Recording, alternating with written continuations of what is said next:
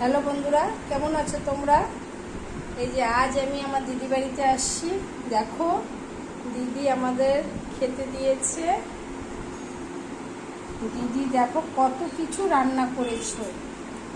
এখানে দেখো মাংস বেড়ে রেখেছে, খাসির মাংস, আলু, কিটা পটল পোস্ত না? হ্যাঁ, তারপরে মুড়ির ঘন্ট, মাছের মাথা দিয়ে ডাল, তারপর আলু ভাজা, ভাত, বেগুন ভাজা, মাংস, পায়েস। দেখো কত কিছু। এই যে আমার বোন এখন খাবে, এটা আমার বোন।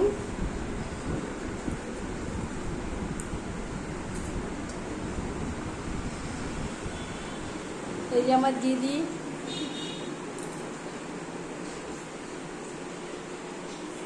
এখন আমরা খেতে বসবো।